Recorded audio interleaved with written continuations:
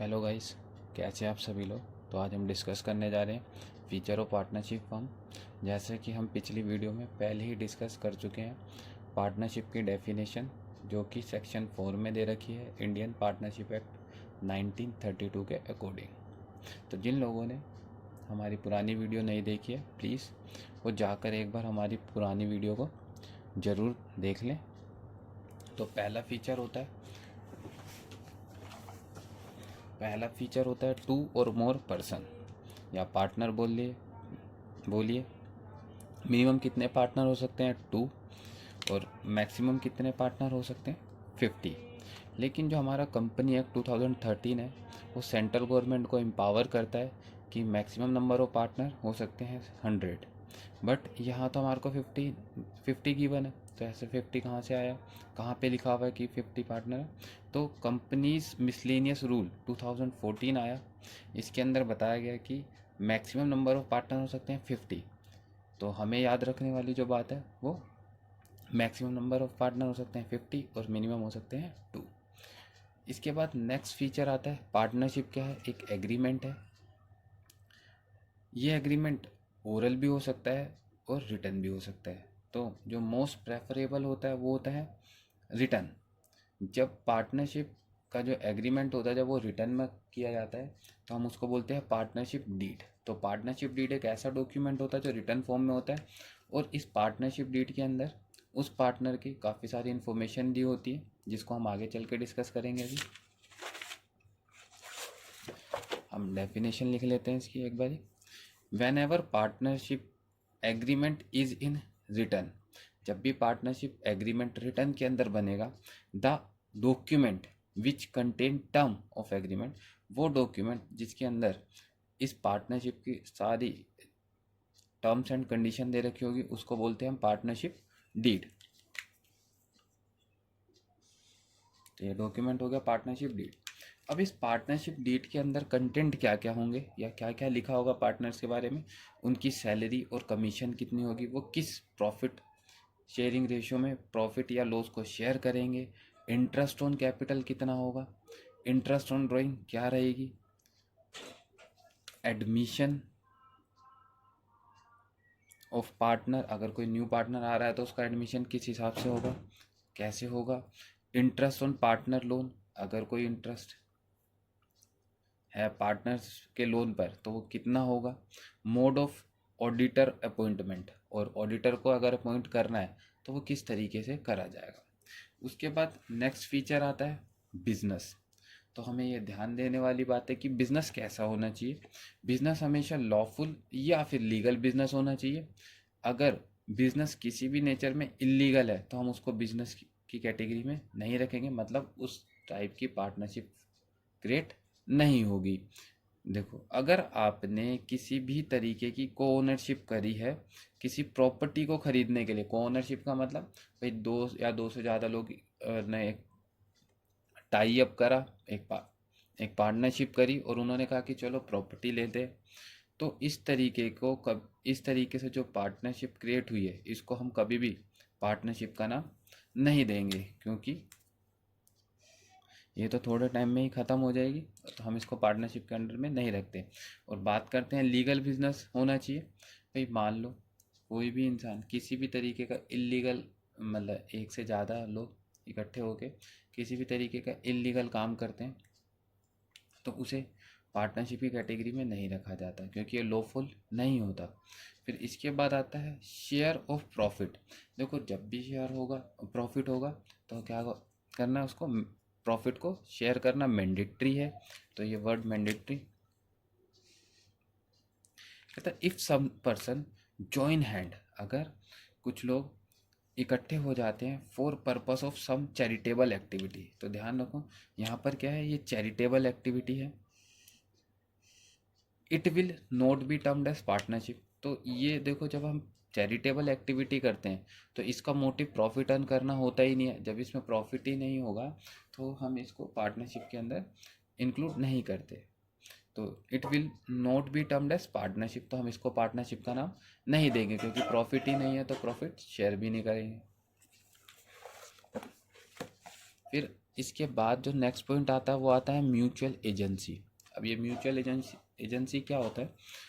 The business of a partnership concern may be carried on by all partner. देखो, carried on by all partner का मतलब हो गया, suppose हम यहाँ पे समझते हैं इसको, यहाँ पर 3 पार्टनर्स है, एक का नाम एक्स है, एक का नाम वाई है और एक का नाम जेड है। ये तीनों के तीनों मिलकर कोई काम कर रहे हैं, तो उसकी बात करें, तीनों के तीनों मिलकर कोई काम करे, और कहते the business of partnership concern may be carried on by all partner. तो ऑल पार्टनर का मतलब सारे मिलकर काम करे, या फिर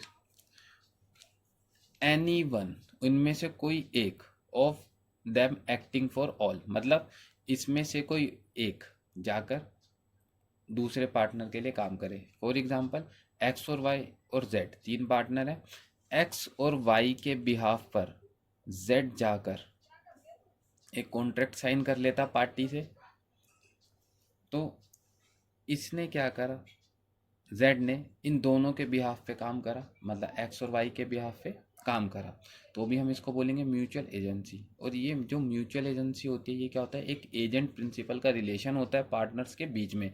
तो इसी हिसाब से जब ये जेड गया, जेड ने एक्स और वाई के लिए काम करा, तो ये जो वाई और जेड हो गए, ये तो हो गए प्रिंसिपल, और ये जो जेड है ये हो गया तुम्हारा इनके लिए एजेंट। तो ये म्यूचुअल एजेंसी रिलेशनशिप कहलाती है। फिर इसके बाद आता है 6 पॉइंट, जो कि है लायबिलिटी ऑफ पार्टनरशिप। तो अब लायबिलिटी की बात कर लेते हैं कि कितनी लायबिलिटीज होती है। तो सबसे पहली बात है कि जो पार्टनर की लायबिलिटी होती है वो होती है unlimited.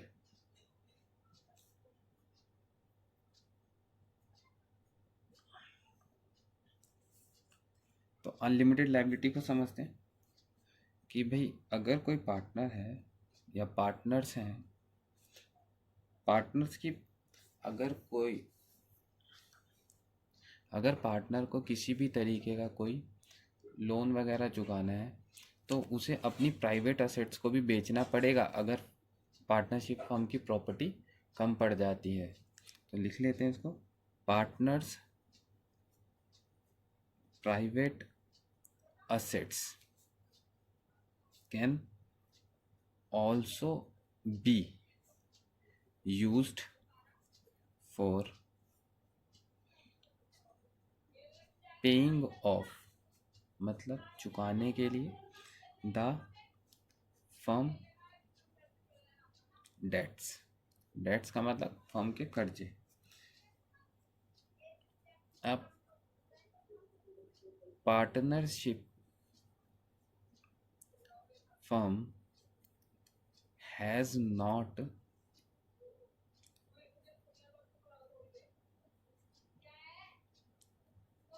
separated legal entity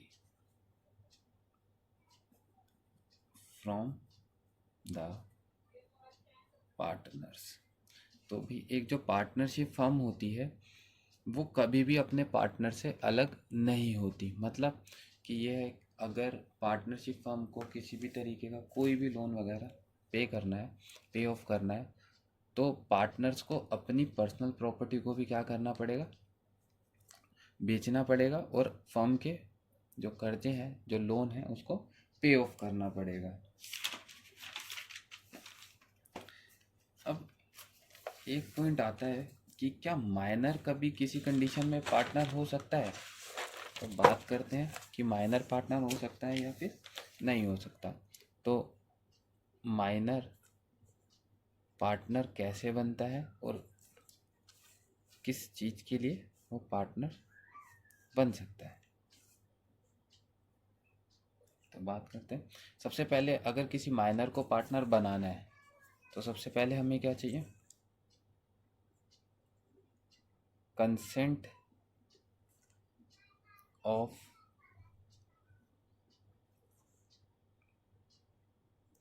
all the partners. अगर किसी भी माइनर को पार्टनर बनाना है तो सबसे पहले क्या चाहिए, सारे पार्टनर की कंसेंट चाहिए होती है। सपोज एक एक्स वाई और जेड 3 पार्टनर है और ये ए है। ये ए क्या है, माइनर है। अगर ए को पार्टनर बनाना है, मतलब इस माइनर को पार्टनर बनाना है, तो एक्स वाई और जेड तीनों एग्री होने चाहिए, मतलब ये इनकी कंसेंट हो गई। अगर ये एग्री हो जाते हैं तभी ए को पार्टनर बनाया जा सकता है, अदरवाइज नहीं बनाया जा सकता।